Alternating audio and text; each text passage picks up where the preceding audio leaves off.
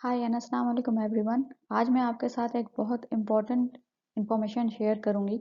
जब मेरे पास बहुत सारे पेरेंट्स और टीचर्स इश्यूज और अपने डिस्कस करने आते हैं कि अपने बच्चों के बारे में या स्टूडेंट्स के बारे में, उनको ये प्रॉब्लम होती है कि जो डेवलपमेंटल डिसऑर्डर्स होते हैं और लर्निंग डिसेबिलिटीज़ होती हैं, उनको फाइंड आउट करने में बहुत मुश्किल हो रही होती है कि वो प्रॉब्लम क्या है और उसको वो आइडेंटिफाई कैसे करें।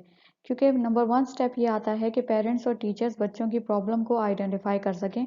अगर वो बहुत सीरियस सिचुएशन है तो फिर आप स्पेशल केयर के साथ बच्चों को चाइल्ड साइकोलॉजिस्ट को या फिर न्यूरोलॉजिस्ट को दिखा सकते हैं। तो मैं आपके साथ बड़े क्विक से कुछ चेकलिस्ट शेयर करूंगी जिसके ज़रिए आप बच्चों को देख सकते हैं कि इनके अंदर अगर ये क्वालिटी ये एस्पेक्ट्स हैं या करेक्टरिस्टिक्स हैं, तो हो सकता है उनमें इसका ट्रेंड पाया जाता हो। आज मैं आपके साथ 3 डिसऑर्डर्स डिस्कस करूंगी।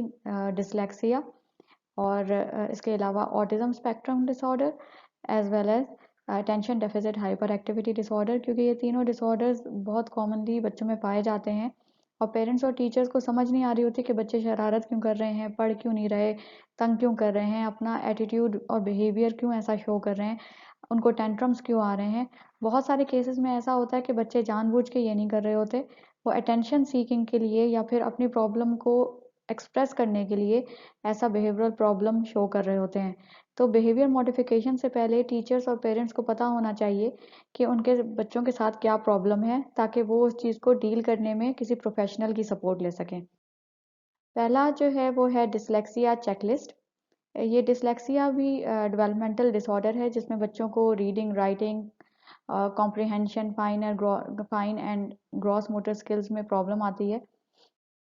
तो इसमें एक तो ये बड़ी अच्छी चेकलिस्ट है जिसके अंदर attention deficit hyper activity disorder और डिसलेक्सिया दोनों के ट्रेंड्स बताए गए हैं और आपने इनको जस्ट टिक करना है कि आपके बच्चे के अंदर ये करेक्टरिस्टिक मौजूद है या नहीं है, और वो आया एडीएचडी है या डिसलेक्सिया है। मिसाल के तौर पे एडीएचडी के अंदर ये करेक्टरिस्टिक्स बताए हुए हैं: easily distracted, unable to sit still for a long period of time, forgetfulness, unmotivated to work that requires mental effort. तो ये वाले जो ट्रेंड्स हैं वो ज़्यादातर एडीएचडी के केसेस में पाए जाते हैं।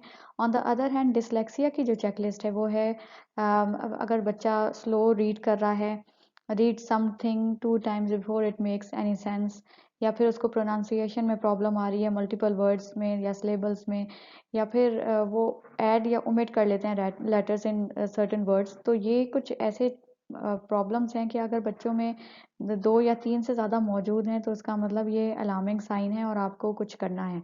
मिसाल के तौर पे कभी कभी ये भी होता है कि कोमॉर्बिड भी होते हैं डिसऑर्डर्स। मिसाल के तौर पे एक बच्चे को एडीएचडी के ट्रेंड्स भी मौजूद हैं और डिसलेक्सिया के भी हैं। कुछ ऐसे बच्चे होते हैं जिसमें ये दोनों ट्रेंड्स पाए जाते हैं एट द सेम टाइम, और ये कोमॉर्बिड होते हैं यानी एक साथ अकर भी करते हैं। तो इसमें अगर बच्चे और बच्चों के अंदर ये कुछ ऐसी क्वालिटीज़ हैं जो या कैरेक्टरिस्टिक्स हैं जो इन दोनों में लाई कर रहे हैं, तो फिर हो सकता है कि उनमें कोमॉर्बिड सिचुएशन का आंसर हो। अगर आप आइडेंटिफाई कर रहे हैं 3 से ज़्यादा सिम्टम्स ऑन ईदर लिस्ट, तो फिर आपको जो है किसी प्रोफेशनल गाइडेंस की ज़रूरत है। ये मैंने रेफरेंस लिया है सीडीसी और आईडीए की वेबसाइट से, आप उससे और भी डिटेल्स मालूम कर सकते हैं।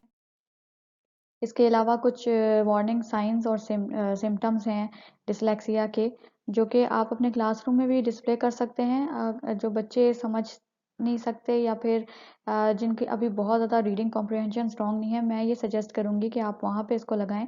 क्योंकि जो बड़े बच्चे होते हैं 5-6 क्लास के या 4 क्लास के भी, वो रीड कर लेते हैं, उनको अंडरस्टैंडिंग होती है इन चीज़ों की, तो फिर वो कभी कभी फेक भी कर लेते हैं अपने डायग्नोसिस को। तो आपको ये चाहिए कि या तो ये आप अपने पास रखें, इसको रीड करें, और इनके अंदर अगर कोई भी ऐसे सिम्टम्स या साइंस बच्चों में मौजूद हैं तो ये भी एक अलार्मिंग सिचुएशन है और आपको किसी प्रोफेशनल हेल्प और गाइडेंस की ज़रूरत है। फिर एक है attention deficit hyper activity disorder की चेकलिस्ट, जिसको हम कहते हैं एडीएचडी।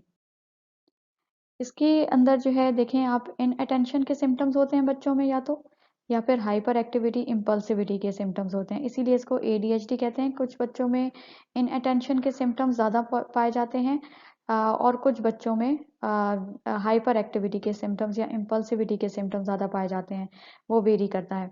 अब आप देखेंगे कि इसके अंदर इनअटेंशन के कुछ कैरेक्टरिस्टिक्स बताए गए हैं और हाइपर एक्टिविटी इम्पल्सिविटी के कुछ कैरेक्टरिस्टिक्स बताए हैं।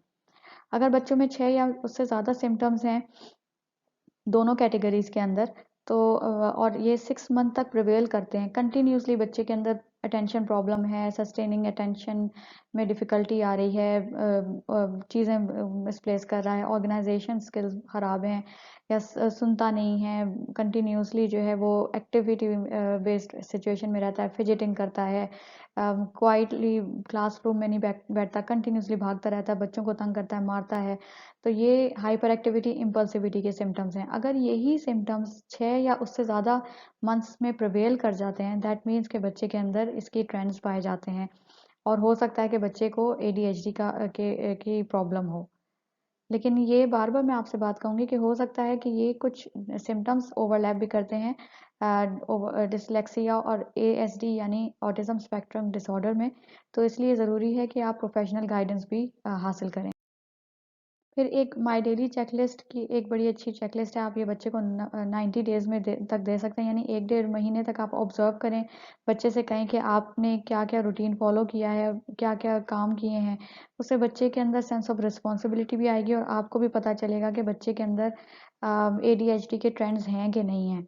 और साथ साथ देखें, आपने यहाँ पे मूड भी देखा होगा कि बच्चा उसमें मूड को भी हाईलाइट करेगा या कलर कर सकता है कि आज मुझे गुस्सा आ रहा है, आज मुझे इरिटेशन है, आज मैं बहुत खुश हूँ, आज मैं एक्सट्रीमली हैप्पी हूँ या मैं दुखी हूँ। ये तमाम चीज़ें जो है आपको हेल्प करेंगी to find out the indicating signs of ADHD. इसके अलावा है एएसडी ऑटिज्म स्पेक्ट्रम डिसऑर्डर। ये भी एक चेकलिस्ट है जिसमें जो है आपको मुख्तलिफ ट्रेंड्स मिलेंगे, इनएक्टिविटी, लिम्प और फ्लॉपी, साथ इरिटेबल होना, डिफ़िकल्टी टू कंफर्ट।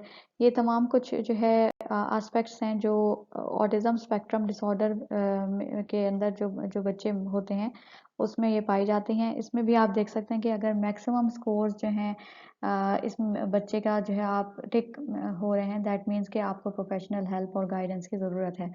इस तरह के आप छोटे-छोटे चेकलिस्ट से आपको कम से कम अंदाज़ा हो जाएगा कि बच्चे को अटेंशन की प्रोफ़ेशनल गाइडेंस की ज़रूरत है कि नहीं है। और इसमें सिर्फ़ बच्चों के साथ काउंसलिंग और थेरेप्यूटिक सेशंस नहीं होते, इसमें पैरेंटल गाइडेंस और टीचर्स की गाइडेंस भी मौजूद होती है। तो ये 2 साल से छोटे बच्चे का मुझे एक मिला था जो मैंने सोचा आपके साथ शेयर कर दूँ। इसके अलावा भी बहुत सारी ऐसी चेकलिस्ट हैं जो आपको ऑनलाइन मिल जाएँगी और आपको हेल्प कर सकती हैं बच्चे को डायग्नोज़ करने में और आप बच्चे को मज़ीद नुकसान पहुँचाने से बचा सकते हैं। Thank you.